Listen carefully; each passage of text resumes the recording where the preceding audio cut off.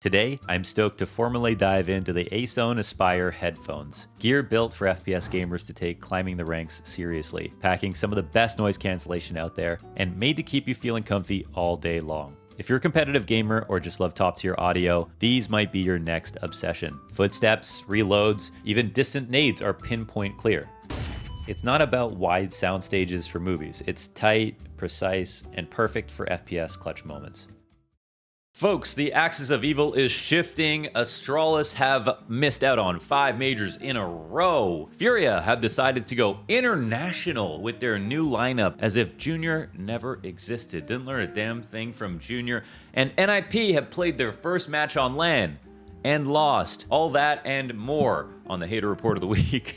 I'm not a serious person. All right, we got some funny stuff coming in this week. HOOXI, as you see it, biggest news right here. Coming on to Astralis. This is a move that I had hoped would have happened. This is a player who last played on G2, then he went to his sister's wedding, and then Cyclone did the same thing, but he made it back just in time for playoffs, and they ended up winning Cluj. HOOXI did not make it back in time. After Dallas ended and they won with Stewie, HOOXI got cut. Snacks came onto the team. Then it became a case of flirting versus harassment because they cut HOOXI based on his individual performances, and Snacks could not keep up with those even. HOOXI was clearly a great IGL, but he got caught up in the conversation about how far can they go if he frags that poorly.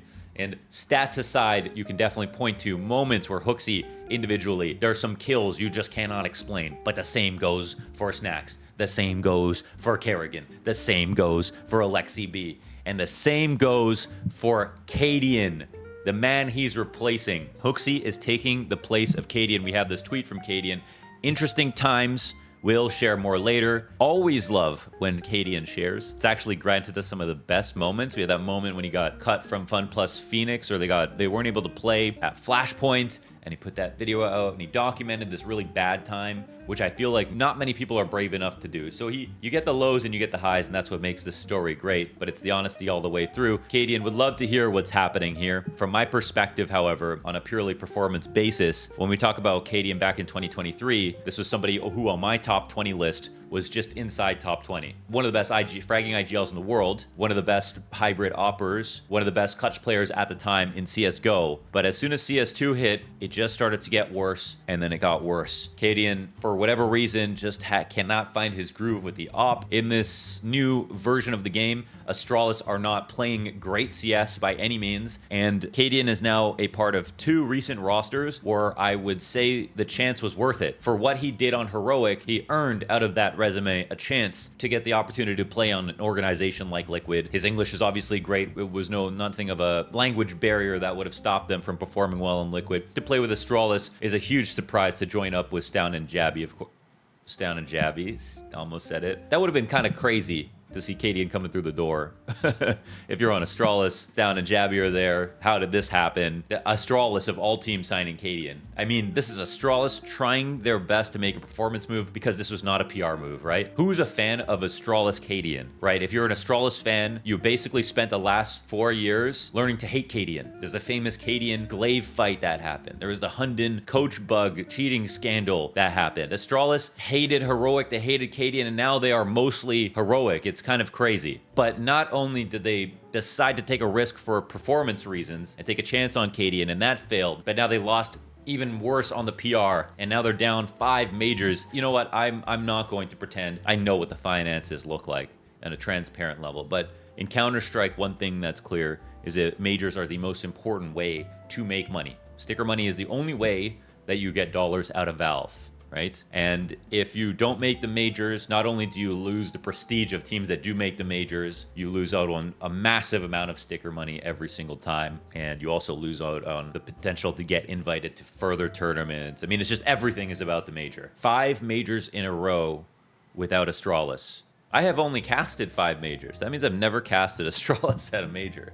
So shouldn't have cut Glaive. No, I'm just kidding. Not there either. Cadian's Astralis didn't work. Cadian's Liquid didn't work. Cadian needs to find a way to recreate what he had on Heroic because he was the team's heart and soul. They all got in behind him. They bought into the system. That's what I thought needed to happen for Liquid. Didn't happen. That's clearly what's not working for Astralis, amongst other things. I'm not even going to say this is all Cadian's fault, actually. In some games, and some tournaments it felt like Stare was the only one overperforming on average for their role. So either way, it's just a good time to get a change in, right? Sometimes it's just good to get a change in. So welcome, Rasmus, to the Axis of Evil, Astralis. Now, the other points of the Axis of Evil in Counter-Strike: Astralis, FURIA, and NIP. NIP just because NIP Amcal. FURIA have decided to go international with the benching of Skulls. Poor Skulls. Another one on the journey alongside Cadian to try to play on Liquid. A guy who came from pain. A guy who played under a system with Zevi and Biguzera, and they made some waves, and they were looking really promising. And I was thinking,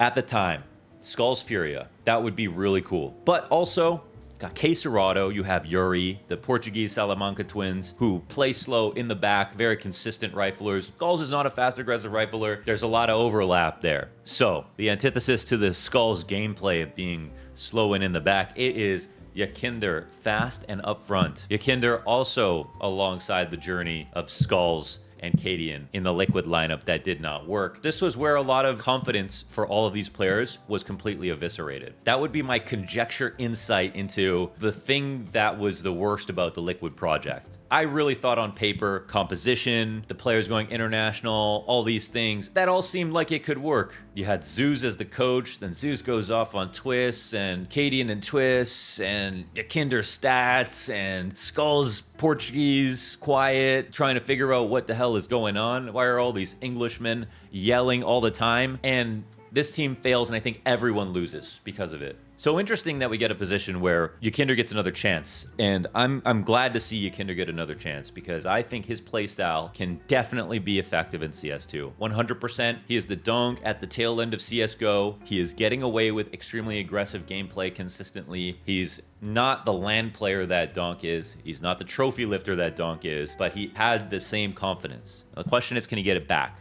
Because I think his playstyle is absolutely viable in CS2. I want to clown on this entirely, and I will, because I hate the fact that they're international right now. They heard that Quesarado wanted to go international, so they said, Quesarado, let's bring international to you. Man, last time they had Junior on this team, the biggest downside, and the thing that I thought was obvious in the beginning, and the thing that you'd think they learned from when that happened, was they all have to speak English now. I've spoken to every single one of these guys. They can speak English, but you're not going to tell me that's not going to affect the outcome of rounds when they have to now communicate in English. When they're going to think in Portuguese, communicate in English. They're spending most of their time speaking Portuguese as comfort, you know? If Quesarado is the only player that leaves and goes, let's say Quesarado joins FaZe Clan, and he has to speak English, you know that it's going to take some time to get there, but he's going to be surrounded by players who are always speaking English all the time. When you got Yakinder and Molodoy, oh yeah, I didn't even mention Molodoy. This is everyone's first time here about Molodoy. I will say this, Molodoy is a good player. And again, the only issues with all of this is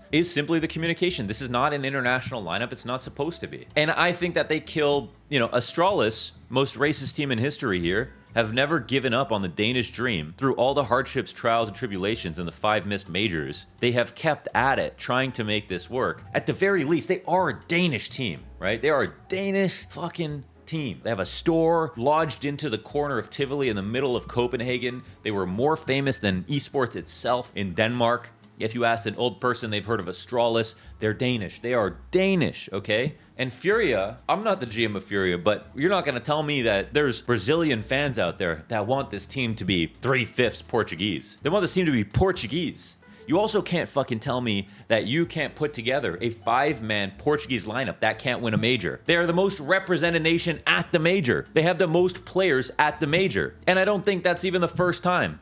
Consistently. Right now, they are outputting so many high-level talents. But FURIA, you missed every fucking transfer window. You missed Biguzera, you missed Cowes, you missed Lukauzi, you missed Insani, you missed all of these guys who went off to other teams, and you waited so long. Now you have to make a move because things aren't working out. And now you're taking a risk on tier 2 random international talent and forcing all of your best players to speak English all of a sudden. This is one of the most mismanaged orgs in history. This is why they're another prong of the axis of evil alongside of NIP. NIP, man, I don't even want to get into them today. But we're just going to mention them for a second because NIP played 1 match on LAN and they lost. They lost to TNL. You know, I actually feel bad about this one. Not even a double elimination bracket. We don't see if they could get better. TNL are also not, I hate to say it, like the bar's on the floor right now, guys. I want to say they're not the worst team in the world. Rank 52. This is NIP, bro. This is Astralis, bro. This is FURIA, who haven't won a tier 1 land trophy ever. They won this Espu. This is the only trophy that FURIA have won. They beat Apex, man. They beat a guy who steals skins from his fans in the grand finals. That's it. So your Kinder's got to come on. He's got to revive his career. I'm cheering for him. Composition again, the pieces are fine. Fallen actually was, I think, the moment where FURIA decided they didn't want to win. They wanted to be popular and they wanted to bring in some experience, but they didn't make the perfect move. But Fallen, to his credit, has kept up some really impressive stats. Best flash assists of like any player consistently at almost every event that he's playing at. Just in terms of how long players are blinded by his flashes, he is throwing some of the most effective flashbangs. His opping is serviceable. It's actually not bad. The real problem is the fire, right? The real problem is the hunger on this team. And Fallen is not as hungry. I'm sorry, Fallen is not as hungry. Fallen's won everything. Fallen's got the fucking trophy cabinet this big. He's done it all, right? We all watch sports, right? This isn't the first half of his career. That's not even a knock on him, man. I would take the chance if I was Fallen too and play with a great roster of young guys. But that was not the best move for FURIA. Can we be real? They even already had an opera when they did that. Didn't make any sense, and they missed all of these other players that I mentioned at the time. Mongol is also in the Racism World Cup. Look at this. This is even more impressive. We talk about small nations of Counter-Strike that have outputted so many great players, and now some of these guys are on other teams in Mongolia that are doing great. They're not on the axis of evil because they're winning. If you're on the axis of evil, you're giving up on racism, or you're mismanaged, or you're underperforming relative to your price tags or skill or whatever. And speaking of price tags and skill or whatever, Falcons, baby. This team, you better learn to love this lineup because they're potentially going to get Kyosuke. They have Nico, they have Monesi, and that duo alone was able to win G2 trophies that should have never happened. But now they actually have a really good in-game leader in Kixan. Kixan is the most Glaive-like in-game leader that I've casted since Glaive. I know Glaive's still alive. I'm not writing his obituary just yet. But I will say, for a player who I'm seeing now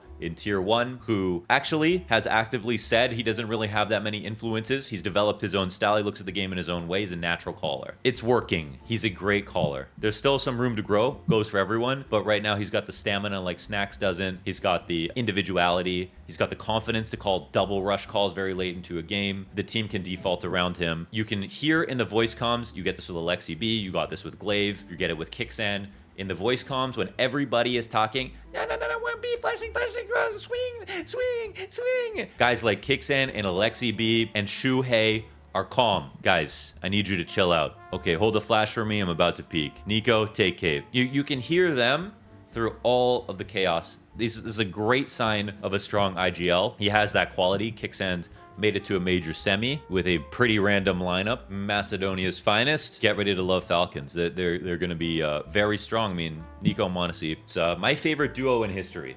More than Simple Electronic, more than Olaf and Crims, more than Flusha and Get Right. Nico and Monesi, I just fucking love these guys. In terms of their play style, how critical they are in every round, how much they've done, how flashy and stylish and everything. Just my favorite to watch. And then we've got Passionoid departing Virtus Pro. Virtus Pro are a shit show. I've watched them get good. I've watched them get bad. I've watched them get good, and I've watched them get bad. And well, I think I'm over it now. I don't think they're gonna get much better. So, they had some good wins in here. They can be strong. They don't look like they can win a tournament. The calling is way too inconsistent on this team. Even if it can be good some days and bad some days, I'm just not seeing it yet. If Electronic is going to pull off an Apex, it's going to take years. So I'll come back in years, but I'm not going to get excited now. Falcons completed a big comeback here versus Na'Vi, actually. 9-3 down on Mirage. Of all maps, Na'Vi really struggling at the moment, I think, to find their level. Could blame the long travel days to get over to Australia, maybe. That is going to be your excuse, but it's not over for Na'Vi. They're a comeback team. We'll see how that pans out. And I think that's all we got for you today. How do you guys feel about an Astralis lineup with HOOXI? They're going to be playing in Astana. That'll be the debut. I'm actually not huge on honeymoons anymore. That's why I'm still cheering for the Shuhei Liquid project to work out in the long term. I think honeymoons are nice when they happen, but I mean, even Liquid had a honeymoon when Twist was calling back in July after the player break in August, and they don't mean everything. Doesn't mean you go from a honeymoon to doing better after that. Cadian's heroic with Jabby didn't have a honeymoon. Took him 6 months to get good, and then Jabby turned into the top 1 or 2 rifler in the world after 6 months, after going last place at IEM Cologne. It's silly to get excited. I mean, it's silly to get over-invested in a honeymoon. As long as the orgs give the players enough time to develop, we'll see what they can do. So let's see if the break pays off here for HOOXI. HOOXI Astralis is destiny. Oh, we got the Austin Major coming up, so make sure you get your Miracle and Mask t-shirts on the Boxer store, boxermovement.club. Stay live. Code launders, 10% off ASON's Danish CS2 headphones, the best CS2 headphones on the markets. Don't miss those beauties. I'm out.